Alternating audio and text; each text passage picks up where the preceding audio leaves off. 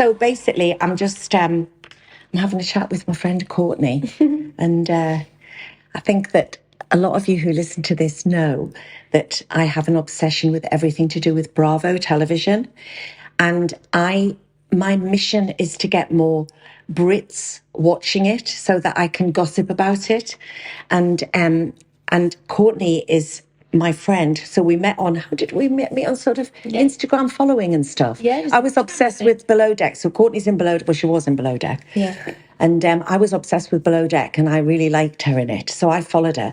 And then I forget that if I follow British people who are in a reality show, that they might well know me. Yeah. So Courtney then followed me back. So I go, oh my God, Courtney's following me. She's going, oh my God, Denise is following me. Literally like that. That's my family. I was like, oh my God, Denise is following me. And I'm going to my family. Courtney from Below Deck is following me. Oh my God, it's hilarious. Because my other Below Deck follower that I haven't managed to make friends with yet is Captain Lee. Oh yeah. So Captain Lee follows me on Twitter, but he never really talks to me. But it was quite a cool thing. Yeah, he's quite big on Twitter, isn't he? He's very big on Twitter, and I think he's sort of like, the older woman's fantasy man to a lot of people, isn't he? Yeah. And yet he's so happily married. Yeah. Now, for those of you who don't watch reality shows and who don't watch Below Deck and who don't watch any Bravo shows, all I have to say is tough.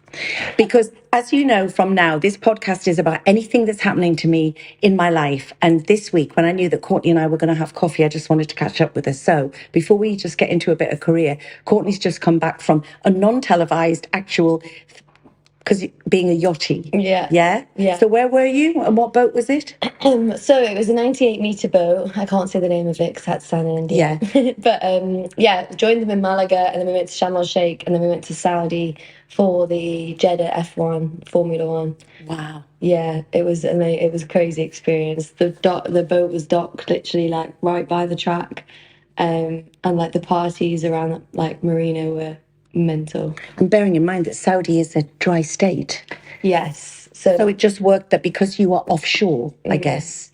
I mean, for me, being in Dubai, where, yes, we would go to a restaurant and people would drink, but as a sober person, it was, not that I'm the drink police, as you know, but, sober 11 years, it was absolutely bliss for me in Lincoln. Yeah, to not have loads of drunken people falling out of bars. Yeah. Because normally on holiday, when we go somewhere, quite popular or commercial, it's fine, but people get Dutch courage to come up to you, don't they, when they've had a drink. Yeah. And it's usually very nice and very positive, but you're sort of swamped by lots of drunk people. That's so true. I never even thought of it like that. Like, I'm sure for you especially, when you go out and like if people are getting drunk, then they're like, oh, now they've got the confidence to come over and they have. But also, and I don't mind. I mean, I love people coming over. I've had 40 years of it. Obviously, I really like it. Yeah. When people are nice. And people, in the main, I would say 98% are.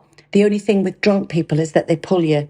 You know, that thing of like, just come and meet, just come and meet. And it's like, I'll come, don't pull me. Yeah. But of course, for those of you listening, Courtney is probably more well-known in America, would you say? Yeah. As regards recognition on the street? Yeah, definitely. I mean, I still get it in really random places. Like, I was in my local pub in Hackney the other day, and, like, all the bar staff were, like, one of them was a massive fan, and a few of them had watched Below Deck, so they were, like, have to ask about you, Courtney, and then, like, the whole bar staff were like, oh, my God. Yeah. So it's, like, it's really random, like, people where I get it. Well, I watch it's on the telly here, but it's, like, the older episodes, so you haven't come on it yet, I don't think. Have you on Below Deck? Or have you just come on it? No, I don't know. What are you watching it on? Well, I watch it on Hey You. Okay.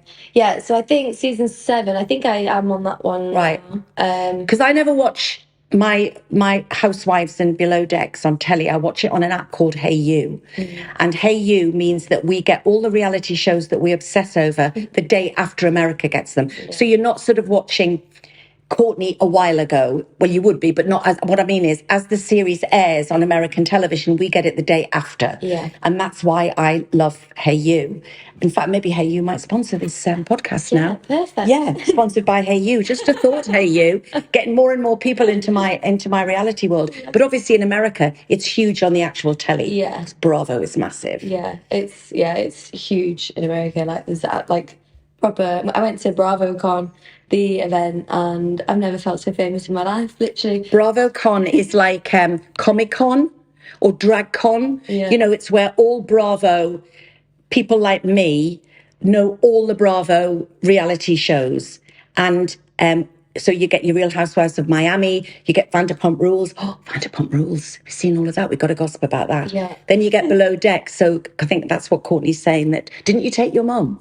Yeah, I took my mum, and I didn't really know it was going to be that as crazy as it was, and she obviously definitely didn't know, because she's never really been there when people have even stopped me in the street and been like, "Hi, oh my God, are you Courtney?"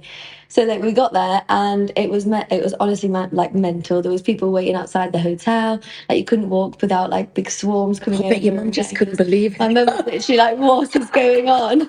We got in there, and she's like, "Courts," she's like, "I can't believe how famous you are." I was like, "It's because they're all Bravo fans, though." Like, and then on so Friday, Saturday, Sunday, coming out of the hotel, like couldn't walk out the hotel without people like trying to get photos. They were all waiting outside.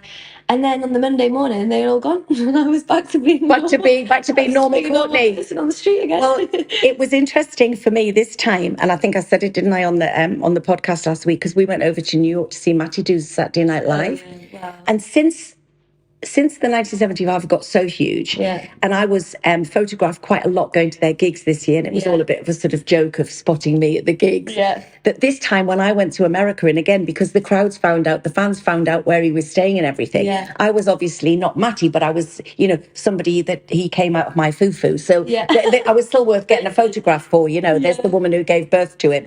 So that was quite funny in America. But I just want to, for people who don't know how, and I'm always fascinated as well about how you would get into something like Below Deck, because presumably you don't grow up. Because how old are you now? 28. 28. Yeah. Presumably you don't grow up thinking, "Ooh, I want to be a reality star." So what did little Courtney want to do? I've tried every job under the sun, but I think growing up in school, I was big into my dancing. So I trained in like professional dance from like the age of 11. And then after high school and sixth form, I went to Lane Theatre Arts in Surrey.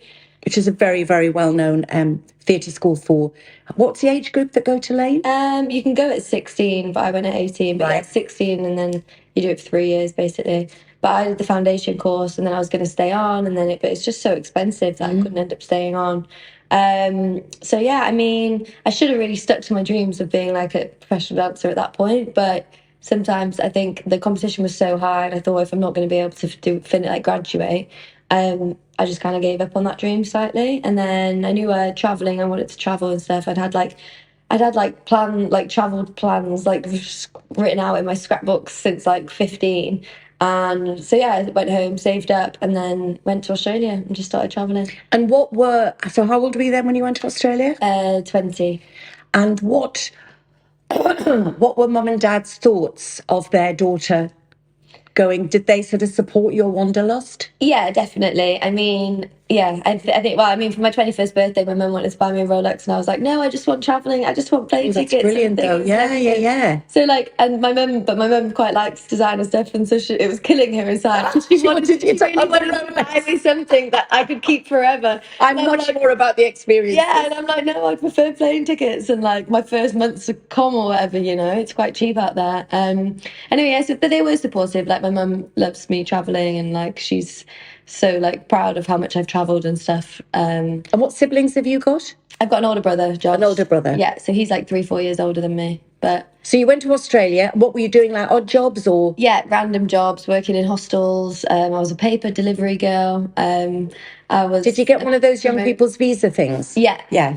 So I did the visa thing, which is like you get a year's working holiday, and then if you do your farm work whilst you're there on that year's working holiday, then you can get another year, basically. I was doing a lot of like promo stuff, like just random promo girls, like like at horse racing events or like outside clubs and things. But whilst I was there traveling that time, I went to a town called Airlie Beach, and that's where it's a big like boating town. So they do these two nights, 2-day trips where you go off and you see the islands and whatever.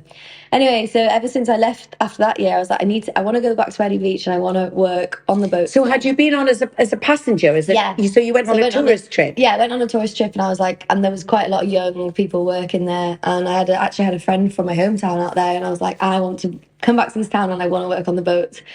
Anyway, so then like I went home after the first year, and then did some more traveling, did ski season and stuff, and then about 2 years later, I was like, right, I'm going to go back and do it. So I went back to Early Beach. So you didn't plan it. You didn't contact anyone. You just went back there. I just went back there. I'd made such good friends there because I travelled through, and then I went back for a little bit. And I'd made such good friends there that I was like, I just knew that I wanted to go back. So I went there, worked on the boats there for... Did you get a job quite easily on the boats? Yeah, I did. It was quite hard though, just because it's one of those things like where I didn't have any experience at that point on boats. And it's basically on those trips, you have the skipper, like the captain, the skipper, and then just you. So it was me and the captain. So they're like it's like little catamarans or sailing yachts. So how many guests would you be looking after? About 16. Oh, wow. Yeah, for 2 days, 2 nights. A lot of them were obviously like young, like backpackers or, young couples or whatever. And yeah, so I would be helping the skipper get out the marina and stuff. And then we'd get straight into our bikinis and like swim and stuff. And then I'd do like a snorkel tour with the guests. And then I'd take them to the beach, and then we'd go to a different island, and then I'd cook for them all. Amazing. Did you do all the cooking? Yeah. How did you know how to cook for that many people? That's my idea of I can feel a rash coming on my chest. Oh, God, yeah, there was definitely some nights where I was stressed. Especially because if sometimes I'd be cooking and then we'd be getting to somewhere where we were anchoring, so that I'd have to run out, like turn all the pans and everything off, run out. So what would you... So again, going back to the cooking, because I think I have to do more than 2. You got 16 people. Yeah. And presumably, obviously, we'll go on to the big yachts. Their requirements weren't as a la carte, no doubt, as what they were when on the big boats. But you still had to cook for 16 people. How did you know what to do? What did you? Well, so when I first joined, we do like a handover trip with whoever you're taking over from, or whoever's going to be your like swap on, swap off, and so I basically she just went through it all with me, and I basically just had to remember what she did. So you do like 2 big potato bakes, you do like cheese and crackers for the first like snack thing, then you do salads, then the skipper will come down and put some meat on the barbie for the dinner. But yeah, for lunch and stuff, it's more like big salads, Greek salads, potato bake, pastas, like just stuff that you can cook in like bulk. Yeah. And then I'd just put it all out and people would go in. And they were all very happy with it. Yeah, they kind of knew what they were expecting when they came, like, because obviously they didn't pay like heaps for the trip. No. It was more to see the Whitsunday Islands and stuff. But I mean, it was always like nice-ish food, And then what from there? Yeah, and then so I did that for like 6 months. So that was 2 nights away at sea, and then I'd come back, have 2 nights at home, and then 2 nights swap out with a girl. And it was amazing because I just loved that town. It was, a big drinking town, but great for a young girl. It was so fun. Yeah, it really was. I made some really good friends who I still speak to now, and this is like 7 years ago. Well, it was the first time I went there was 7 years ago, and then so we did that for 6 months, and then there was a couple of big super yachts that came in and out when I was working on that smaller boat. And these super yachts are massive, aren't they? I mean, they are massive, like 4 bedrooms. Oh, yeah, more than that. Like, really? Yeah. So the ones on below deck actually are probably the smallest boats I've worked on. So they're like 49 meters to 50 meters, the ones that I've been on below deck. Whereas, the one I just got off in Saudi was 98 meters. Yeah. I worked on a 136 meter one once. That had 20 guest bedrooms and massive. 20? Yeah. So the one you were just on, how much would you say that would cost to buy that? To buy, millions. Like, I mean, if 150 million. Yeah, something like that at least. Let me see if I can Google it, because I only ever think about how much it would be to charter, and I'm pretty sure to charter it would be like 850,000 for like a week. For a week? Yeah. Like $1 million for a week? Yeah, let me see. Because when I'm just saying to the people listening that when they make below deck, the guests who come on obviously have to sign a thing saying, you agree to being filmed and you can't have any control of the edit. Some of them I know would regret it, some of the episodes we've seen, but they get a massive discount. So they still have to pay because they're still getting a 3-4 day cruise, but they get it for considerably cheaper. Yeah, so the one that I was just on to buy is 150 mil. Oh, I was right. And that was last year, yeah. So that was to buy. 50 mil. It says like price 180 mil, and then it says annual running cost 10 to 15 mil. Annual running costs. And some of these, because I met somebody recently in Dubai who was somebody I knew many, many years ago, who had a yacht in Monaco, and I would imagine not a dissimilar price to buy. And they had it they obviously have to have it manned all year round, whether they're there or not. And they used it once in the year. Yeah, it's crazy. Some yacht owners literally will use it once. They'll use it for 2 weeks in the summer around the med, and that's it. And in that time, they've got, depending on the size of the boat, I think that 98 metre had around 48-ish crew. 48? Yeah, crew. And then obviously a lot of them are on and off at different times because of rotation. So there's 2 captains, 2 chief officers, 2... So what was your role on that? Were you... So on this one, I was a service stew, just because... So basically, my best friend came to see me in January, and then she was going back because she works on it full time. And she was in Malaga, and she was like, Courts, we've never worked together. I really need like a service stew just to come and help out for a bit. You've done it before. Can you come out and help me? So I was like, sure, 2 weeks in Malaga. Yeah. Perfect, nice little holiday. Get there, and then towards the end of the first week, she's like, do you want to just stay and do the crossing? Do you want to stay and do the crossing with me? Like Malaga to Sharm el-Sheikh, basically. And I'm like, sure, go on. I was having such a good time on there because it was a really good crew. And it was just nice working with her. Like, we've never worked together, and we started yachting around the same time. And yeah, and then did the crossing, which was like a week, got to Sharm, and then she was like, do you want to same guests on, or people were joining all the time? So actually, for the first 3 weeks, we didn't have any guests on. So we were in Malaga, just did like the getting the boat ready, and then we did the crossing, and then we picked up the guests when we got to Sharm. And then it was the same guests the whole time. So it was about 3 weeks of guests being on. And they were all guests of the owner of the boat? Yeah, so the owner was on with his girlfriend, and then a couple of his friends and stuff who was staying on the boat. And then obviously there was a lot of like Saudi, like very high up Saudi people. A couple of movie stars came on. Yeah, a couple of movie stars came on. That was when we were in Jeddah, they came on. Footballer came on, that was quite cool, but he hasn't played in a while, but still.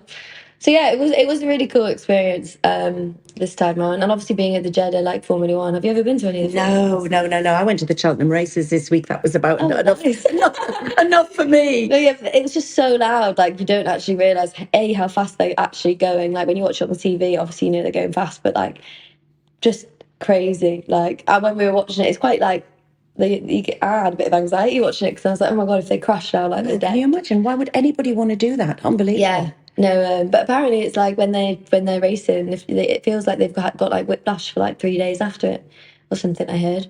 I just have, people who are into. I mean, I don't know whether you'd call that an extreme sport. It is to me. Anything like getting up off the settee is an extreme sport to me these days.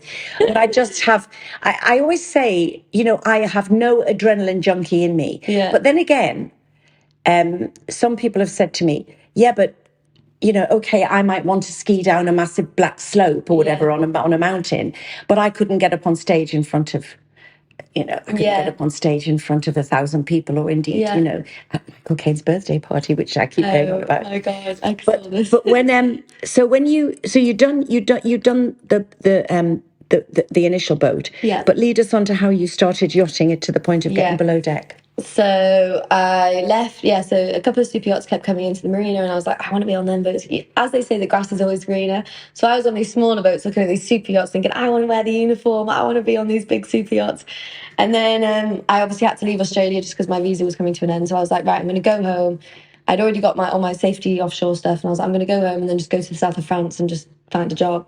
So I went home for 2 weeks, and then I went to the south of France and just walked around. Is that what you did? Just on your own? Just in Antibes in south of France, so it's quite a big yachty like hotspot.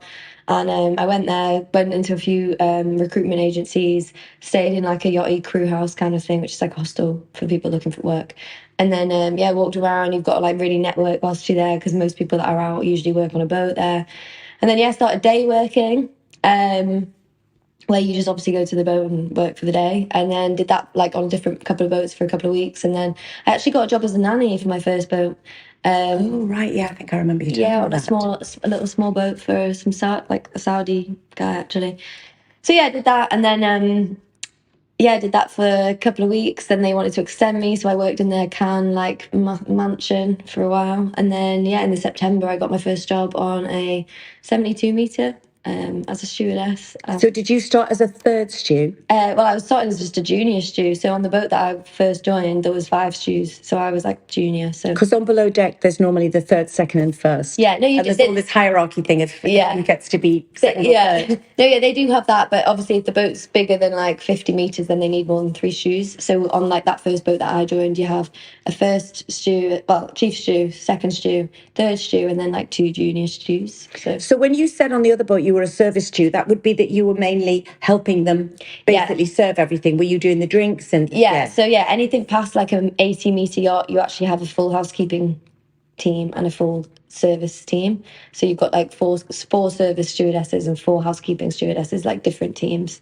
So what are the people like to you? Do you have because obviously watching the show and being obsessed about the show, you see some guests who are just lovely people having a lovely time. They might get a bit drunk at night, whatever, they're having a great time. And then you see some people who are the arseholes of the world. And I hope, as somebody that used to drink a lot, that I was never as awful as some of them are. And obviously so drunk they forget they're going to be on television. But some of them are horrendous to the staff, aren't they? No, definitely. I think honestly in it's just as bad in real life, like real life yachting.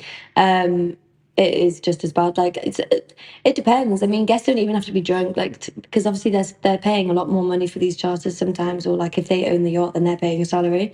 So you're basically invisible to them most of the time. And then if they are mad about something, they'll just completely like shred you to bits. Like we had on one boat I went on, the guest wanted to leave for the airport earlier than expected. So we had to wake up like the head of service, head of house, whatever. And she went upstairs, and like the first thing that happened, he like screamed in her face because she hadn't packed one thing in his case. And I'm just like, it's actually. And I guess you can't really say anything. Oh no, you just have to be like, sorry, my fault. There must be times that you wanted to punch people in the face. Oh, of course, like. I mean, I think you see it. It is good. Like below deck's good for that because you do actually see what we like. The shit that you can get from doing it. Obviously, it's really hard to bite your tongue sometimes.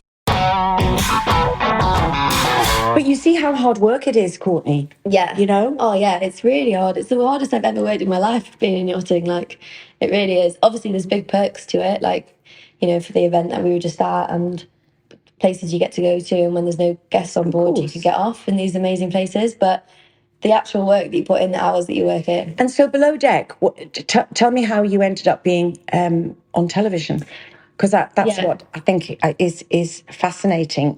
Was it a series that had been on that you had seen, or? So funnily enough, below deck was known as the career ender for yachties. The career ender? Yeah, because for some reason everyone that kept going on it at that point were just a bit really bad at their job, or like I don't know, but it was known as the career ender. So if you got fired on television, you'd really struggle to you get were a job. persona non grata in the yachting world. And also, I know I'm butting in here. No, it's okay. But the thing about the reality world that I think a lot of people don't understand is that you're doing your normal job, unlike say Love Island, where you all go in to a show. You're actually doing your normal job, which is then filmed.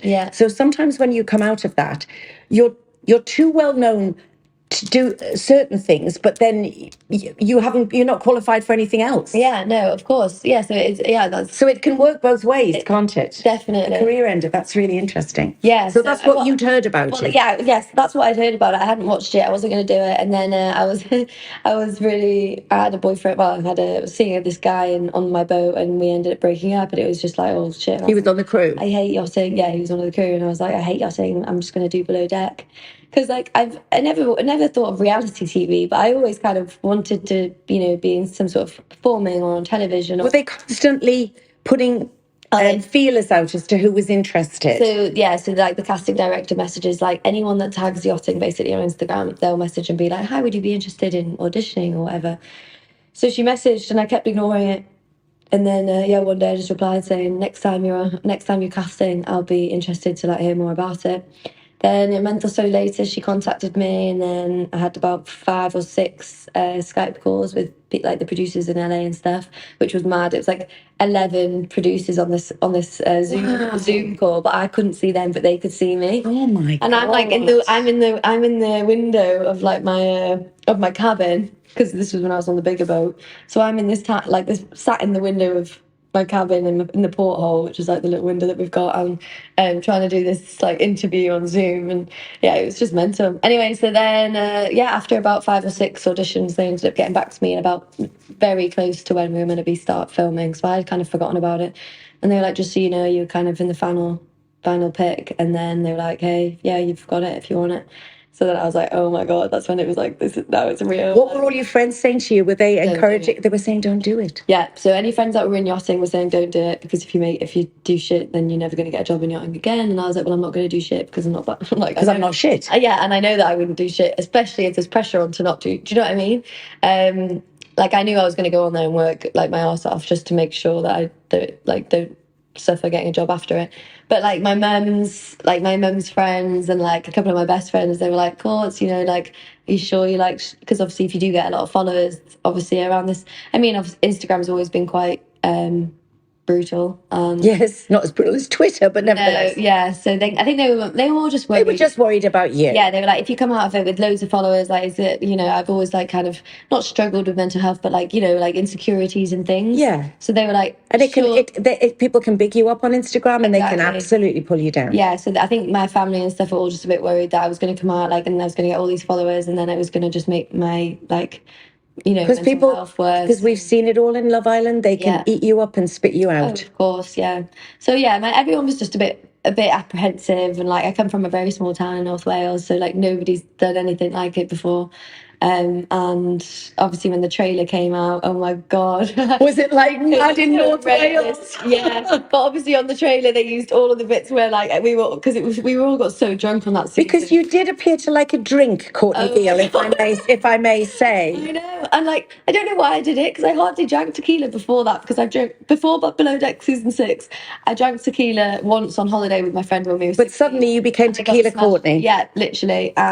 But that also, we were getting tequila sent to the table before starters, after mains, after dessert. So obviously I'm going to be smashed, and I just like I like partying, I like dancing. You like partying, you like dancing, you like twerking. Yeah, a lot. Twerking a lot. The twerking became, and in the show, I'll try and get some, but when I was sort of promoting this episode, I'll try and get some clips of Courtney twerking.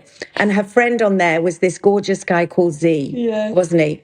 And he was just somebody that all of us viewers just took to our hearts. Just the sweetest guy that you just didn't want any harm to come to him. And I think what made me fall in love with you as a reality person I was watching was your relationship with Z. Yeah. Because you did have a couple of snogs when you were hammered.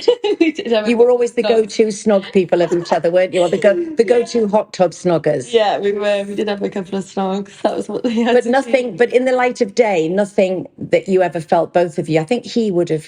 Yeah. I mean, I think he never admitted it to me, but I think he definitely actually felt feels, whereas I didn't. I saw him as like a best friend and a snog buddy. Snog buddy. But it was when I was absolutely smashed. I just sometimes I couldn't remember it. Like it was just the anxiety after it, like getting that drunk on anxiety. TV. Yeah, anxiety. Yeah, I mean, getting that drunk on TV. Yeah, and obviously with Below Deck, we film it, and it doesn't come out we film it in the September, and it doesn't get released until July the year after. So there was nights that I did not have any recollection of. And then you got to watch it all. So I've got to watch it all. But obviously for that whole time in between it, I'm thinking, oh my God. And the other thing is something that I don't know that I did. Like, you know. And of course, you know, there'd be a lot of people would be as drunk as you and they wouldn't be able to tell you. Yeah. I think as well, I know we always hear,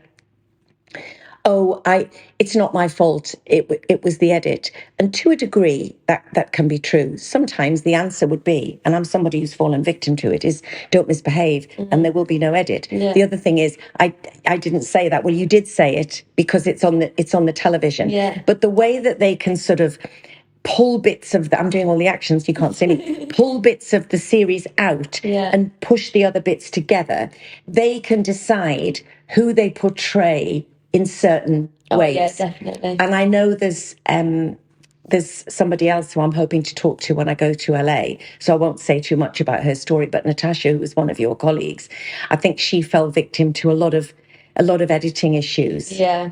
And so I'm looking forward to hearing her story because definitely. she sort of got a lot of bad press out of it. What was the press side of things that did you deal with? Because it would have been the first time you've been on telly. I mean, the press side wasn't too bad. I was working at the time, so I obviously was doing like some press interviews here and there, and like obviously saying your name and like people knowing things about you and different things. I don't know.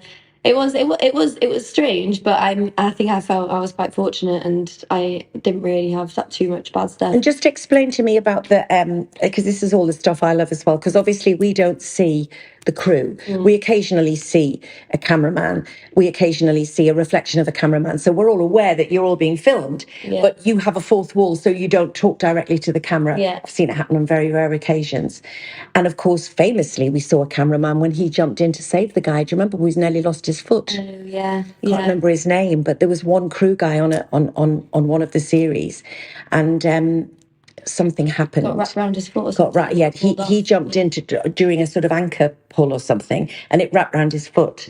And had the cameraman not literally dropped his camera and jumped in, he said he would have lost his foot. So definitely. that was and it was nice when they reunited on the reunion show and seeing that. So how many crew members would there be usually in your surrounds?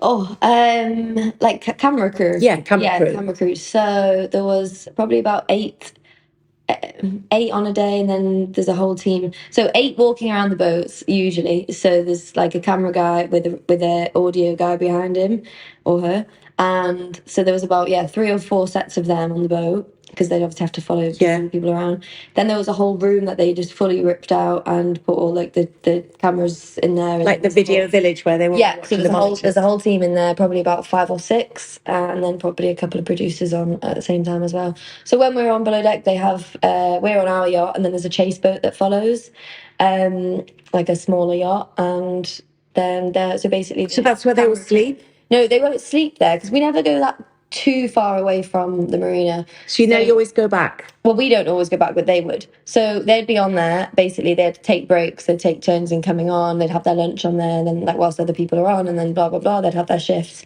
and then they basically have to stay until the guests go to sleep, or whenever the kind of when it gets boring, and then they'll go back to the boat, and then they'll get transferred back to shore, and then in the morning they come back at about 5 or 6 a.m. depending on like the guests. And how soon was it? Because I think as an actor, and it's something that I've talked to with actors before who, I mean, listen, as an actress, I should be against reality television because I always think, it takes away from, things that I could be giving my wonderful performances and everything. But of course, I'm obsessed with it. And I think sometimes it's just because it's kind of often more interesting watching people's real lives. But what I'm always fascinated by is how, say, for example, somebody like you, not really somebody like you because you've been a dancer, but just say another person who's only ever done yachting before. They've never had any interest in show business, in inverted commas, before.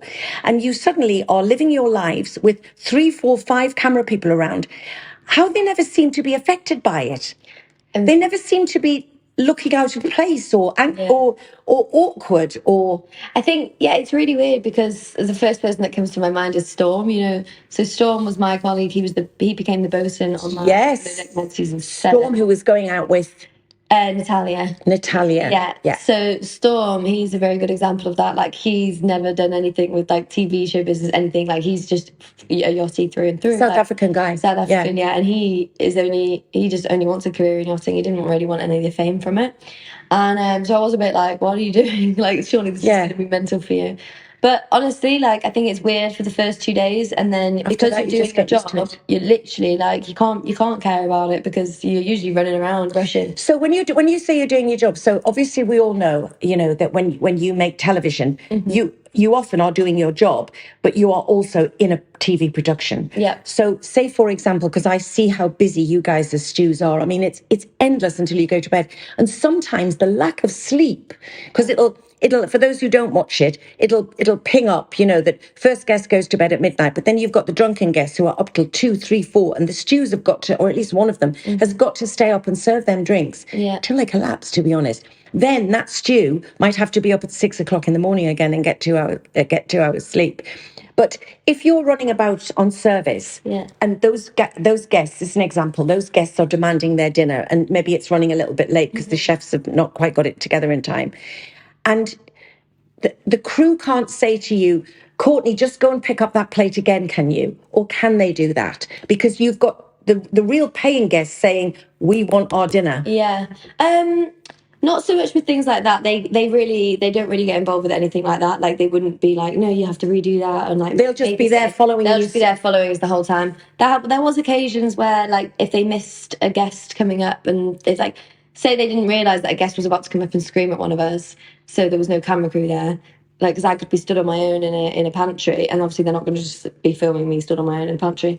And then, like, if a guest barges in and just screams at me about something, they've missed it on the camera. So the only time that they've only ever said, like, it's only ever felt kind of produced in that sense is because they'll come in and they'll be like, I'm really sorry, but we've got to get the guest to come in and do that again, because otherwise. So then the guest has to sort of act then in a way. It doesn't make sense for the storyline, which is completely understandable. And it's not like they're telling the guest to say anything different. They're just like, you just have to redo it. Like, but it never looks like that. Yeah, and that was only on a very odd occasion. You know, they've been doing it for years now. You know, Below Deck Normal's got like 11 seasons. Below Deck Med's got 7. So were the guests ever mortified by their behaviour and asked to be taken out of it? But that presumably they have to sign a thing saying, you sign up for this. Yeah, no, I reckon they're definitely mortified, some of them. But I mean, it's the same such for us as crew, you know. Like, there was definitely nights where I was like, why have I done that? Like, You were never offensive though, Courtney. I think there were so many characters over the years that I've watched it on Below Deck Med, Below Deck, whatever. Yeah. And some people are just mean drunks. Yeah, they're actually mean non-drunks, but they're particularly mean, nasty, bitchy girls and bitchy boys. Yeah. You know, you were never like that. You were just hammered and very funny. Yeah, no, I think, with the guests who do become a bit more like aggressive or whatever, they definitely are embarrassed. To be honest, I think it's their families that are more embarrassed for them. I bet. Like, you know, like the wives, or like there's siblings or kids. Yeah, kids. You can definitely see them all a bit pissed off the next day. Or what are the rules? I know what the general rule is, but what are the rules of a crew member falling for / dating / shagging a paying guest? Usually it's a big no-no in yachting, but there's a lot of no-nos in yachting that still happen. And I mean, it depends how good they are at keeping it a secret, I guess. But like, if the guests are on board, like if you weren't on Below Deck and a guest was on the boat and you started sleeping with them, or like even texting or anything, and the captain found out, or usually it's not really the issue is if one of those guests mention it, like joke about it or mention it to the owner, whoever's on there with you or with them, and then the owner's pissed off because that's their staff member, and then it's like then it's like the staff member is like distracting his guest. I don't know. That's when it would be an issue, I think. Obviously, when it's a big no-no. You're not meant to date the guests, but it's definitely happened in the past. Like, I know of like quite famous people.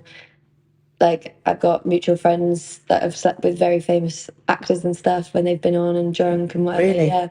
Yeah, because, you know, some people do use going on a yacht as a bit of an escape. And from reality. Well, yeah, and also they're in the middle of the ocean, so it's probably the one time that they don't have press surrounding that, like paps surrounding them. And just best not to do it on the Below Deck episode rather than just do it. Like, definitely. If you're going to do it, I would definitely do it when there's not 8 cameras surrounding the boat and a boat and a camera in every cabin. And what's the plans for you now as regards Below? I mean, obviously you've just been on a real life, not filmed yacht thing. Like you said, your friend asked you to go and you've had a really good time. Yeah. And now you're back. What do you think are your plans, or have you not got any? I mean, I've obviously got plans to do like some more temp yachting stuff. I'm going to always keep that around. What about dancing, acting? Yeah, I do want to get back in. That is my main goal of this year, is to try and get back into some sort of performing.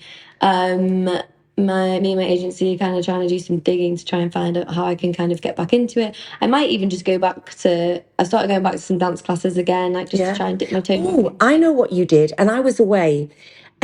But you did a show called The Challenge. The right. Challenge. Now, I haven't seen The Challenge, okay? So you've just got to tell me, what it was like, and what's been, has it finished now? Yeah. So, What's been the reaction to it? I mean, it's been a good reaction. It was 2 weeks of filming in Argentina, and it was basically a physical challenge every other day.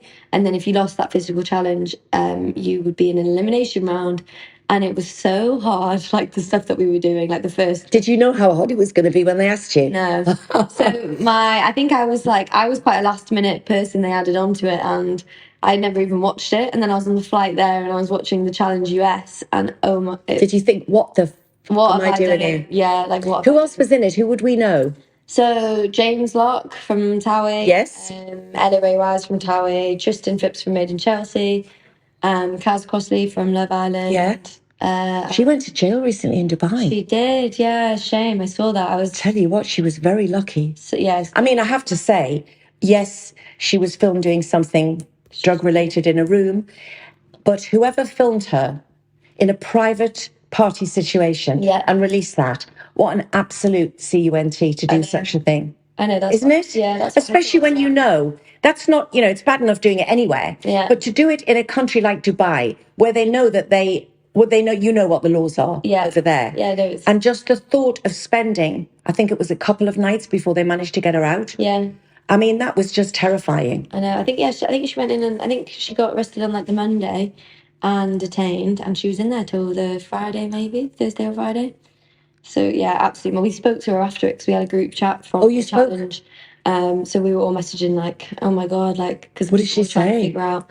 She said like, "Thanks everyone." Like, she was just, to be honest, I think she was overwhelmed by it all. I think she handled it very well. What she said. Especially because it had obviously happened some time ago, and then she was trying to go into Abu Dhabi or something, wasn't she? She was trying to go. No, she wouldn't have maybe even known that photograph existed. No, she didn't even. Yeah, she didn't know that she was like wanted in Dubai. She was trying to get to her because she does a lot of like building like schools and stuff in. I think it's in Thailand, maybe. Does she? Yeah. And she does all that. She was going over back there to see all these kids and stuff that she'd built these schools for and things. And it was on her way there that there was a stopover in Dubai. So they got her in Dubai on the stopover. Yeah. So she was literally in the airport just on a stopover, and next minute the fear. Oh my god! Don't. You know when you watch Banged Up Abroad and programs like that. The fear I get scared enough going through, like, when you're in America. Yes. And it's like high security. I get so scared. I'm thinking, oh god, have I done anything? Oh my god, Lincoln's like that when we go through passport control. I go, what's the matter with your face? We haven't done anything. We're not criminals. But when they say to me, because I had an O1 visa for a time, and they go to, are you on an Esther or an O1? And I know I'm on the Esther, and I go, Esther.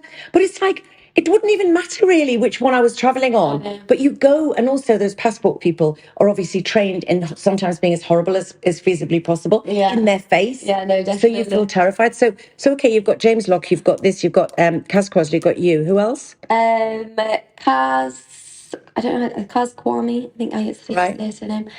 She was also in Love Island. Marcel Somerville from Blazing. Oh yes. Yeah, I'd say him and Tristan were probably like my closest people in there. Like, so did you make some nice pals? Yeah, I did. It was honestly quite a hard experience. Like, for me, I think I had imposter syndrome when I was there, when I first got there. And people that say that is not a real thing, oh my god, like, it really, like, I know it's a real couple of nights, it really stopped me from fully, like, kind of. And isn't it funny because those people that you've mentioned to me, apart from Marcel, were all reality people. Yeah, they're all reality. So why did you, as a reality person, feel that you had imposter syndrome? Yeah, I don't know. I think because Below Deck isn't as big in the UK, and they were all quite very big. I see. UK reality stars. Yeah, I think like obviously we were like in quarantine in our hotel rooms for like 4 nights prior, but I'd see people in the gym and stuff, and like, I don't know, I obviously knew who they were because there was people from Geordie Shore and things, and like I knew who all these people were, but I just, in my mind, I'm just thinking, oh, nobody knows who I am. Like, they were all friends as well. A lot of them had been on like, oh yeah, but that's really Ex on the Beach and stuff. They'd all been on those things together. They had filmed. There's nothing worse, and I wouldn't call it imposter syndrome because I didn't feel like it. But when I was in my late 30s then when I did Coronation St. Yeah. Now I'd been in several other series. I'd been in Spender, I'd been in Soldier and whatever. So it wasn't like, oh, I'm scared I'm going to a series. But going into Coronation St at the time I went in, there was like 23 million people an episode watched it. Yeah. That's now incomprehensible to any of us, no matter what level we are. Yeah. because those figures don't happen because we have so many different channels, unless it becomes a Bridgerton Netflix sensation, you know. And you know, so I would honestly say that the first 3-4 months of Coronation Street were the only time I've ever been lonely in my life. I've been alone. I like being alone. Alone and lonely, as we know, are two completely different things. You choose to be alone sometimes. And I love nothing more than my alone time when I choose it. But I honestly felt lonely. And it wasn't that people deliberately made me feel that way. It was the fact that nobody then lived anywhere other than Manchester or Cheshire. They all had been there for what I felt was 100 years. I was looking around at these iconic people, like, you know, Liz Dawn, who played Vera, and Bill Tommy, who played Jack, and Bill Roach, who was Ken Barlow, and, you know, and Betty, who was Beth. And I'm thinking, I've watched these people since I was 6 years old, but nobody at night ever said to me, because I was living in a flat, and because I was only going to be there for 3 months, and no one ever said, do you want to go out for a drink, or do you want to come for dinner? Everybody just, it wasn't a 9 to 5, it was a 7 to 7. But everybody kind of almost clocked out and went home. And I remember thinking, I don't feel like I belong. And also, I also felt that because I was an actress who'd had a career before, a couple of people made sort of snippy comments at me. And I just felt so vulnerable, Courtney, and I'd never felt vulnerable, a bit shy, and as I say, maybe not imposter syndrome, but just I felt like it wasn't the right place for me. And I remember, and I always feel so sorry for myself when I think of this. There was a hotel called the V&A, the Victorian Albert, and it was where, you know, ultimately when obviously I found my feet, we all used to party all the time, and it was where I used to stay sometimes, and you know, and it was the V&A. And I remember one night I was so lonely because at the time I was married to the boy's dad, to Tim, and Matthew was about 9, but they were still in the northeast. And I was working lots of the weekends as well. And I remember being so lonely that I walked down. Oh my God, it makes me cringe now. I walked down to the hotel, right? Now, I wasn't very well known. I was known enough for people to go, hang on a minute, have I seen you on that Soldier? Not like Coronation Street fame it became. But I sat there with a glass of red wine and probably not even mobile phone then. It wouldn't have been, we didn't have mobile phones. Probably a newspaper or something. Pretending that I was waiting for someone. And when I think of the cringe of that now, and if people said to me, hi, are you okay, can I buy it? I'd go, oh, it's okay, I'm just waiting for someone, thank you.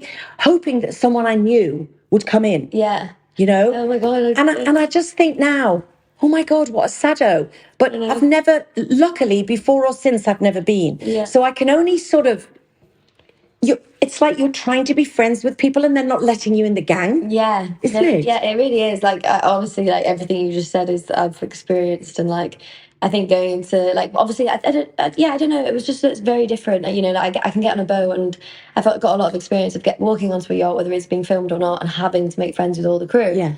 And I think like and you feel on a level with everybody there. I feel like in this situation, obviously going into that house, because we were all in a house together for 2 weeks, I've never been around so many big personalities and so many like people who are so pros at the whole reality TV thing. But a lot of them will probably have developed that big personality as a result of feeling like you did. But it was just weird. Like I just, as you say, like I felt like I wasn't meant to be there. Like I felt like for the first time, I've seen myself as quite like a good people person, and I usually get on with everyone.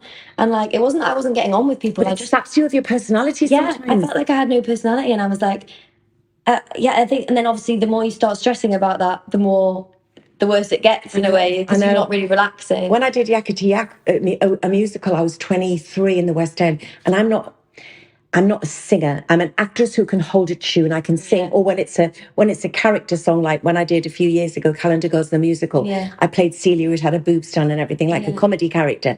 And the song was great, but it was very much a character song. I'm not going to go up for Evita or one of these massive big roles. And I did a musical. So I was saying I hadn't had imposter syndrome, but I think I did. So I was 23.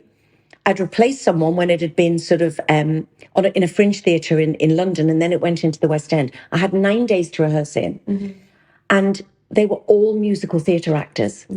And I was sort of holding my own, but I I couldn't be funny, or I couldn't have, whenever I was in a room with them, I just felt like I'd taken a no personality pill. I felt like there was a bottle of no personality pills, and I just thought, oh, I'll have a couple of those before the start of the day. And I kept thinking, I'm quite a funny, gregarious person. I want them to see that side of me. But instead, I'm just this pathetic girl in lycra trousers. I mean, to be honest, I'm now still friends with a couple of them.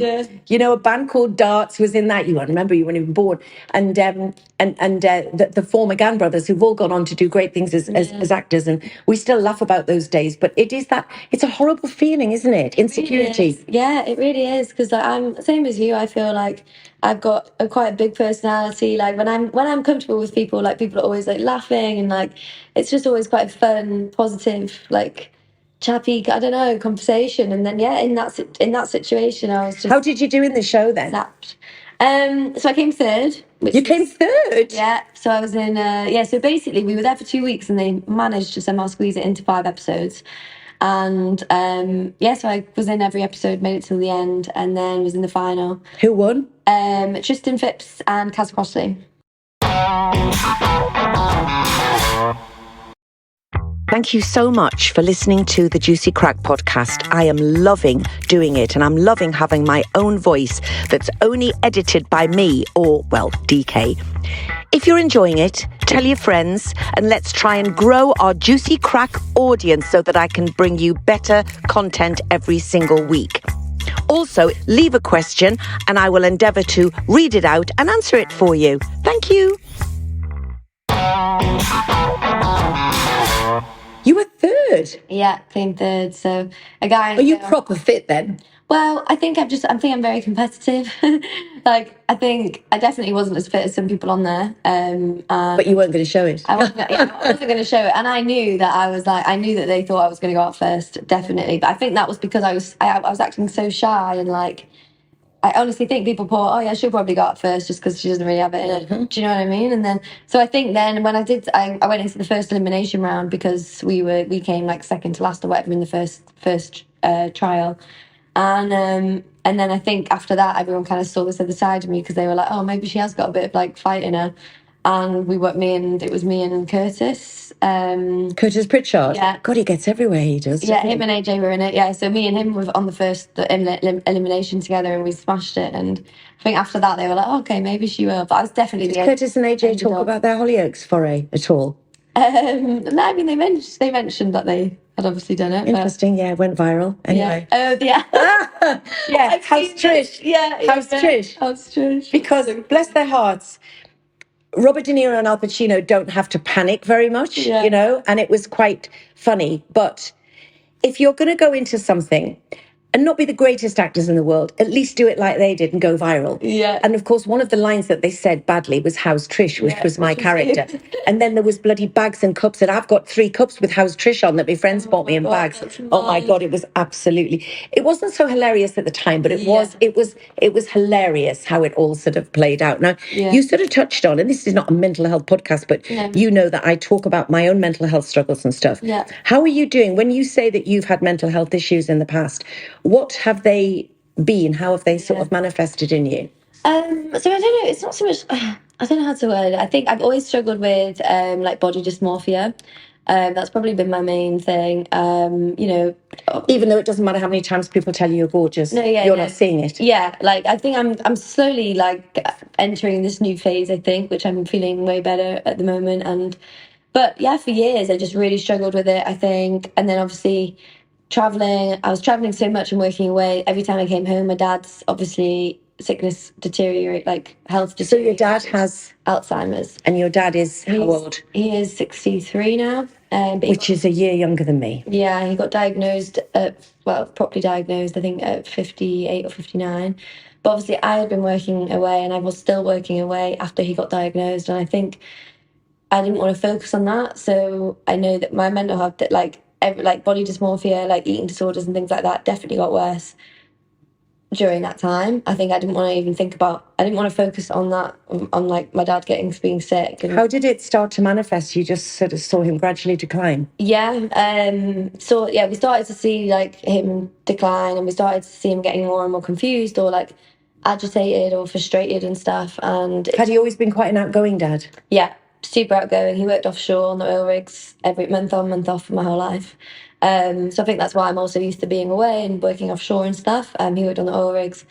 And yeah, both of my nanas passed away when I was 18. And it was ever since then, really, that things just kind of deteriorated. I think the stress... Was Alzheimer's in the family? No. No. But I think, apparently, we think it's from, like, the toxins and fumes and stuff from being on the oil rigs. Of course. But, yeah, it was weird. Yeah, so I think him losing his mum, my nana, like, really hit him hard. And just, yeah, I think it kind of started then. And so then he had a bit of issues getting a job again after that and things. And doctors... How did Dad himself... Was he aware when he got diagnosed? I mean, was he lucid enough to understand his diagnosis? Yes and no. Like he obviously was. I think when they first said it, he knew and he was upset. Him and my mum were like crying or whatever, but then the next day he'd forgotten. So it was kind of already at that stage. And how's Mum dealt with it all? Mum is like a superwoman. She's doing much better now because obviously, so my dad went into a care home. Not last June, June before. Is Dad aware of who you are? No, Dad can't speak or talk or move or eat or anything. Oh, Courtney, it's so fucking heartbreaking. Yeah, so it's hard. Sorry. No, please. It's just, I think it's amazing that you talk about it because, you know, I've got two friends who are dealing with their partners who have, I would call it early onset as well. And I think it's so important for people to talk about it and for people to hear because it makes them feel, anybody listening to this now will make them know that they're not the only person in the world. Yeah, definitely. I think even me speaking about it on Below Deck and being upset about it because I'm quite an open person. And like the amount of messages I got being like, thank you so much for speaking about it. Like, because I never even heard of somebody having it. Well, because you always thought of it as somebody who was much, much older. Yeah, you always see it as like grandparents. Yeah. My grandma was 66, but you see, when I was 15, that was old. Yeah. But, sorry. Just, I'm in the flat in London, everybody. I'm looking at a tissue. She's trying to find me tissue now. Oh my God. It's fine. Here we go. Here's some kitchen roll. We're going to an event after this. We're going to... Yeah, we're both going to events, isn't it? I can bloody talk all day. There you go. Thank you. No, I think, I'm happy speaking about it. Like, and I just think, yeah, as you say, if it helps anyone who's going through it at the same time or like who hasn't heard of it happening to someone so young. Like, my dad was the first time I'd ever heard of it, someone who was in their 20s, like with a parent that's been diagnosed with it. Before that, I'd only ever heard of grandparents having it.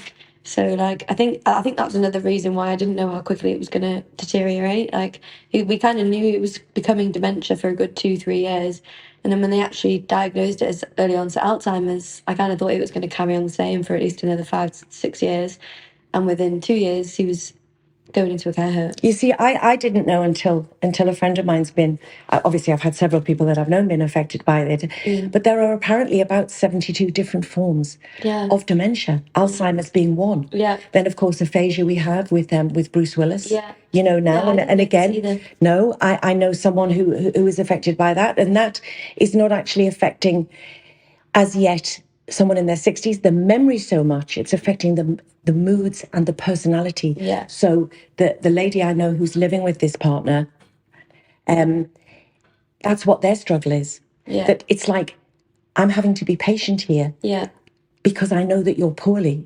But it's really hard. And again, we've never cared or protected the people caring for people with physical disabilities and physical illnesses.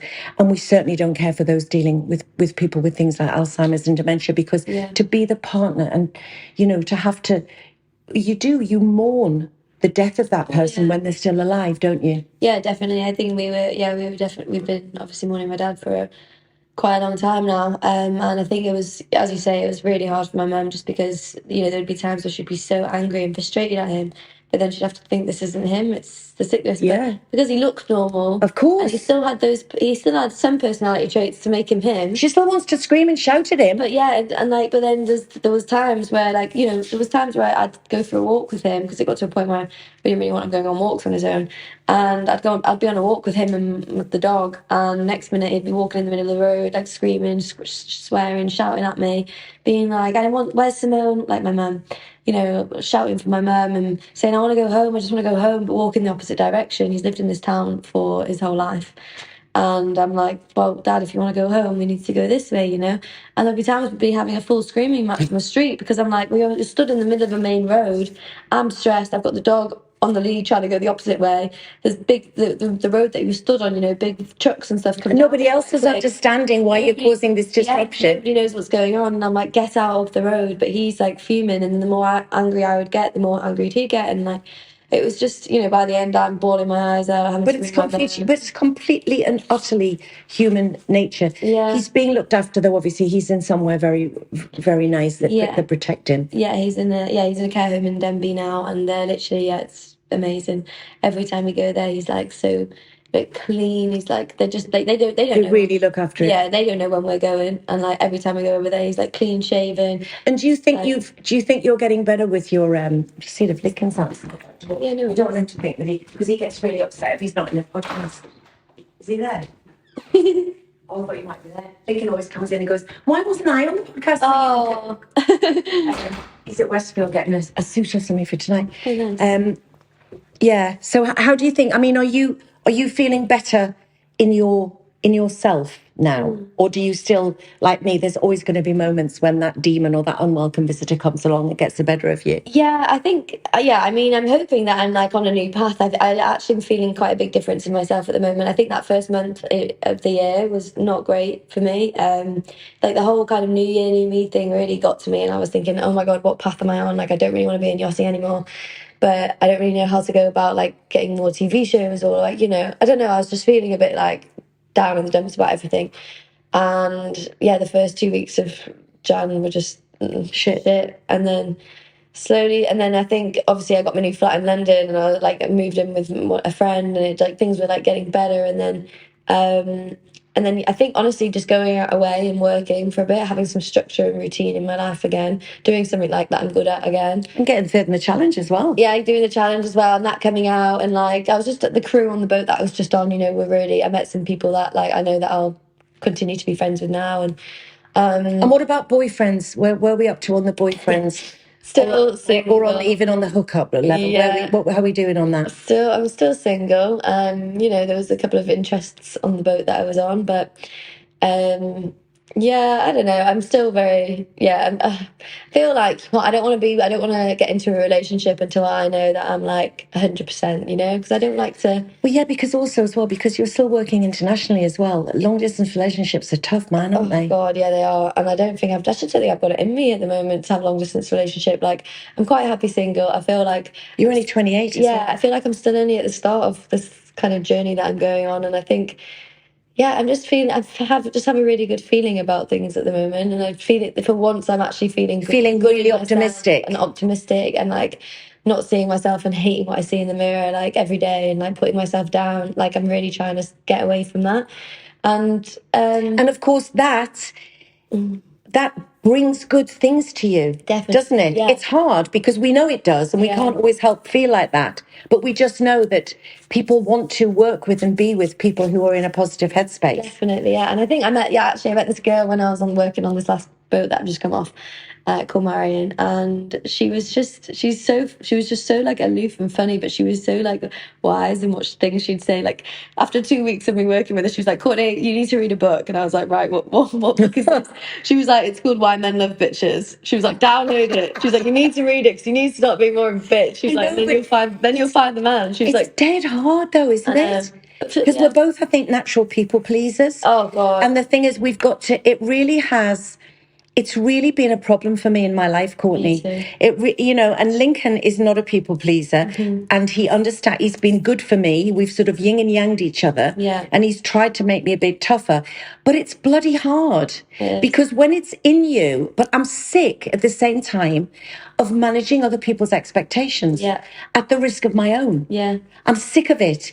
And I'm trying to be I don't think we ever have to be rude, but I think we just have to be more forthright, and we have to learn to say no. Yeah. I'm having therapy at the moment, and she just said to me, there's been a million books written about it, but the power of no is so important. It really is. Isn't it? Oh, God. Honestly, I think... I spend all my life going to things I don't want to go to. Yeah, same. Going to things I don't want to go to, being with people I don't really want to be with. Like, even down to, like, guys, you know, I'd be with them just because I don't want the awkwardness of being like, oh, no. Or like, oh, no, I've changed my mind, or like, whatever. But I always used to say, I made a joke about it once. I think it was maybe on Loose Women. And, you know, I remember back in the days when my sister and I, she's 3 years younger than me, Debbie, we'd go to discos. And I always think, I know it's much more sort of gender neutral as regards, it's probably not the right phrase for this, but, you know, women can ask men out, they can propose to men and everything. But back in the day, you know, it was the boys, and it still sort of is. The impetus is more on them.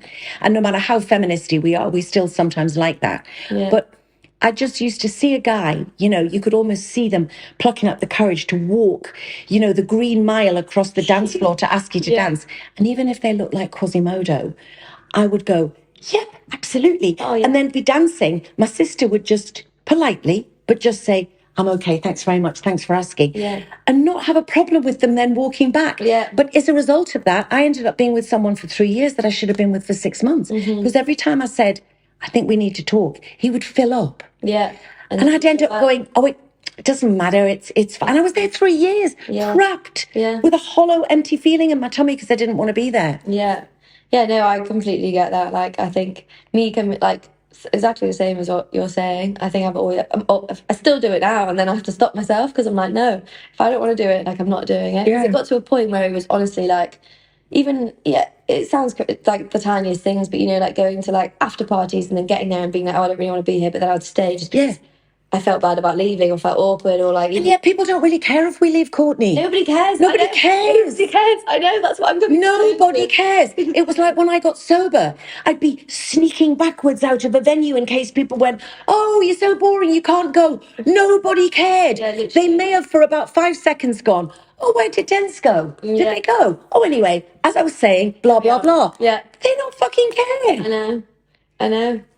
I think, honestly, like, me coming to terms with this whole people-pleasing thing in this past 6 months, I think that's when I've really, really come to terms with it. It only really clicked to me, weirdly, it only really clicked to me, like, about 5 months ago or something. And then, again, weirdly, since then, I've met people who either used to be people-pleasers and, like, they're coming into my life and, like, I'm talking about it more. And even the girl that I moved in with in January, she's like, stop, I've been there, done that. It's like not wanting to go places.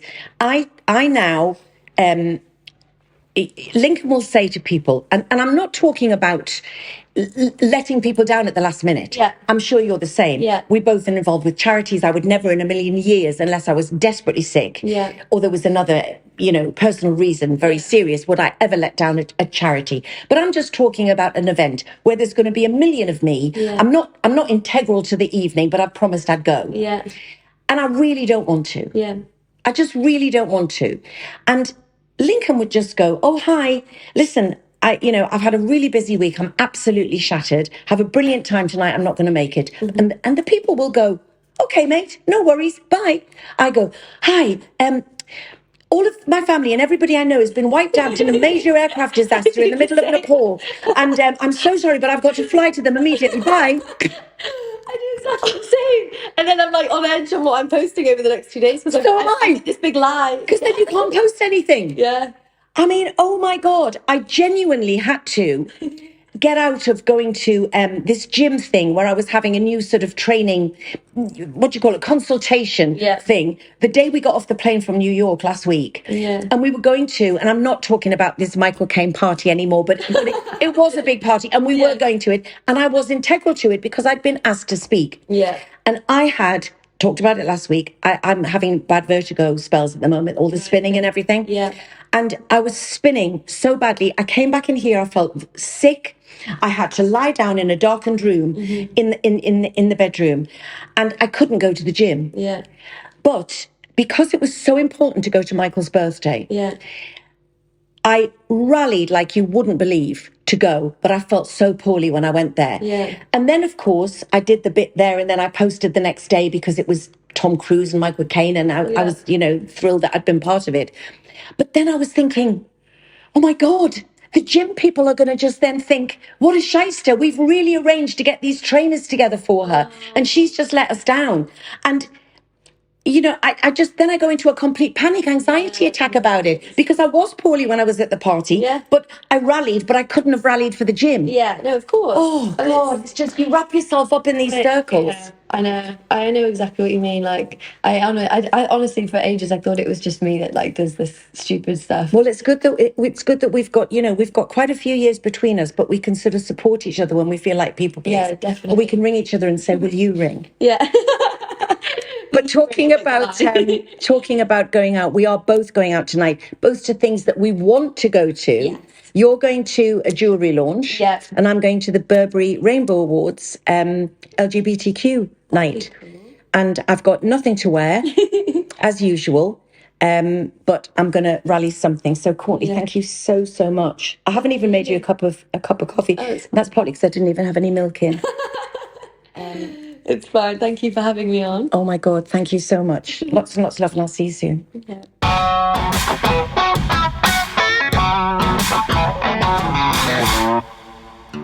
So, guys, if there's anything that you've ever heard me talking about that you'd like to hear more of, or indeed anything you can suggest that me, DK and Lincoln can bring to the table, contact me on denisewelchpod@gmail.com.